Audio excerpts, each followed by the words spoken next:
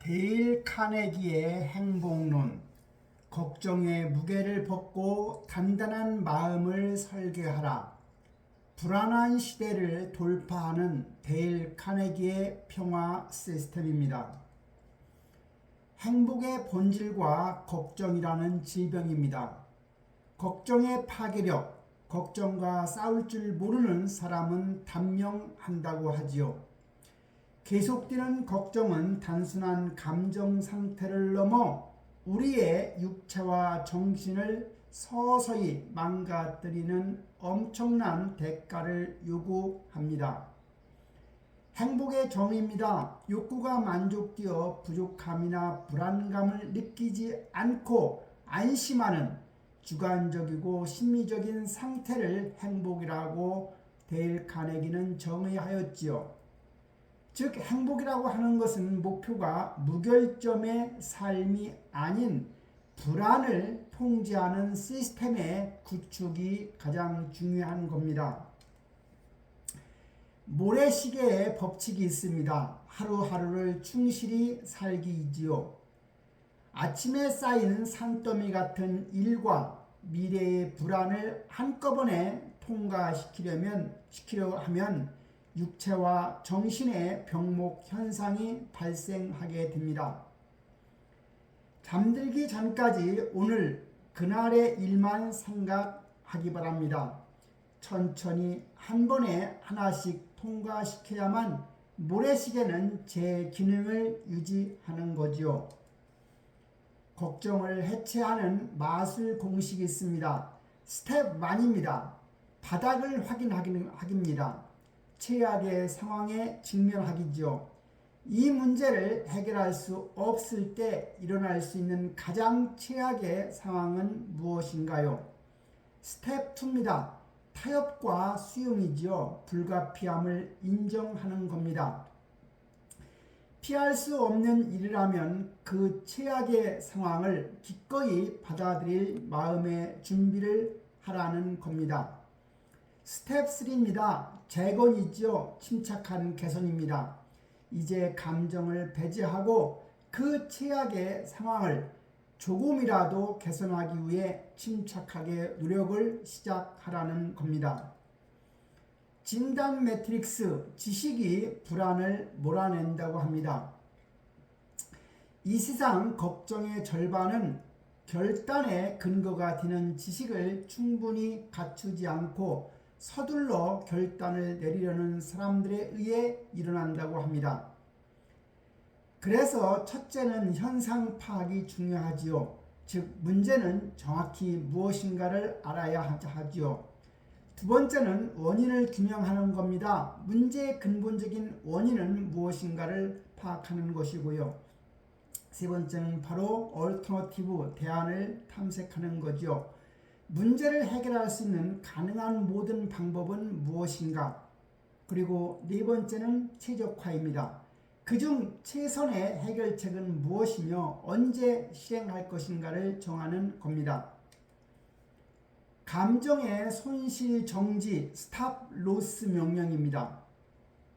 손실 정지, 사소한 일, 이미 벌어진 하찮은 일로 자신의 행복을 파기해서는 안 되지요. 걱정거리에 대한 적당한 고민의 한도를 설정해야 합니다. 그 한계선에 도달하면 단호하게 더 이상의 고민을 거부해야 하는 겁니다. 그것은 이미 그렇게 되어 있는 것입니다. 이제는 어쩔 수 없다. 과거사는 과거로 묻어버려라는 거죠. 두 가지 마음에 구조합니다. 행동 전환 매트릭스입니다. 불안한 마음과 단단한 마음이 있죠. 불안한 마음 관점에서 기대치는 타인의 감사와 보상을 갈구하는 겁니다. 하지만 단단한 마음은 기대치가 대가를 바라지 않고 베푸는 기쁨 자체에 집중하는 거지요. 불안한 마음의 역경은 불운의 희생자가 되어 좌절하는 겁니다. 하지만 단단한 마음은 역경이 바로 레몬이 주어지면 레몬 주스를 만드는 겁니다. 즉 상황의 반전이라 할 수 있지요. 불안한 마음의 비난은 부당한 비판에 상처받고 보복하려고 하지요. 하지만 단단한 마음인 경우의 비난은 부당한 비난은 위장된 찬사임을 깨닫고 스스로의 엄격한 비평가가 되는 겁니다. 불안한 마음의 시간관념은 과거를 후회하고 미래를 두려워하지만 단단한 마음의 소유자는 시간관념이 오늘 하루의 삶에 완전히 집중한다는 사실입니다. 평화를 지키는 내면의 방어 기제가 있습니다. 죽은 개를 걷어차는 사람은 없다고 합니다. 적을 미워하고 보복하려 할수록 상대에게 힘을 주게 되는 거지요. 당신이 받은 부당한 비난은 종종 당신이 그만큼 중요하다는 위장된 찬사일 겁니다. 스스로에게 철저하되 타인의 편견 없는 비평만 수용해야 하지요. 행동이 감정을 이끈다고 합니다. 쾌활함을 잃었을 때 가장 좋은 회복법은 이미 쾌활한 것처럼 말하고 행동하는 것이지요. 남을 모방하지 말고 자신을 사랑하십시오. 질투는 무지에서 오며 모방은 자살 행위라고 합니다. 피로의 물리학, 하루에 1시간을 더하는 법이 있습니다. 피로하기 전에 휴식을 취해야 합니다. 탈진한 상태에서 회복하는 데는 막대한 시간이 필요하다고 하지요. 방전되기 전에 짧은 휴식과 일하면서 피로를 푸는 습관이 당신의 하루, 즉 기본 에너지를 높게 유지하고 젊음을 지켜준다고 합니다.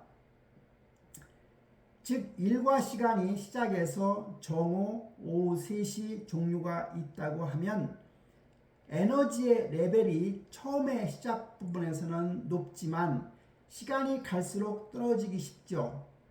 그래서 떨어지지 않게 하기 위해서는 미리미리 조금씩 쉬는 것, 바로 프로액티브 레스트가 필요하다는 겁니다. 그게 바로 카네기 방식이라고 하지요. 고민을 예방하는 4가지 공간, 바로 시간 습관입니다. 좋은 완은 비우기입니다. 당면한 문제와 관계없는 서류는 전부 정리하라는 거지요. 시간적 혼란은 정신적 혼란을 야기하기 때문입니다. 좋은 투는 정렬하기입니다. 중요도에 따라서 일을 순수대로 처리하라는 거지요. 좋은 쓰리는 결단하기입니다. 문제에 직면하면 미루지 말고 즉시 해결하라는 겁니다. 좋은 포는 확장하기이죠. 조직화 또는 대리화 또는 지휘와의 방법을 배워 혼자 모든 것을 짊어지지 말라는 겁니다. 불면증의 역설입니다. 잠을 포기할 때 찾아오는 수면이라 하지요. 결국 우리가 고민을 하게 되면 각성 상태가 이루어져 수면 부족으로 이어집니다. 이런 수면 부족으로 죽은 사람은 없다고 합니다. 수면을 해치는 것은 수면 부족이 아니라 잠을 자지 못한다는 고민 그 자체라고 하지요. 첫째는 잠이 안 오면 결국은 침대를 탈출하는 법이 있습니다. 잠이 오지 않으면 일어날 수 없을 만큼 피로해질 때까지 독서나 운동을 하면 됩니다. 두 번째는 긴장을 해제하는 거죠. 육체의 근육 긴장을 의식적으로 푸는 것이 있습니다. 셋째는 영적 위안입니다. 기도나 명상을 통해 마음을 비우라는 거지요. 구하라, 찾으라, 그리고 두드려라. 삶의 밑바닥이라는 가장 단단한 기반이 있습니다. 때로는 반죽음에 이르는 깊은 바닥을 경험하는 것이 최고의 약이 되는 겁니다. 밑바닥까지 떨어져 최악을 경험하고 나면 일상적인 고민과 문제들은 아무것도 아닌 것처럼 느껴집니다. 나에게만 날아오는 것 같은 거대한 돌덩이를 피할 수 없음을 인정하는 그 순간이 비로소 세상 안으로 당당히 걸어 들어가는 첫 번째 계기가 되는 거죠. 그렇게 해서 습관, 헤빗을 들이고 그리고 acceptance 수용하고 그리고 diagnose 진단하는 겁니다.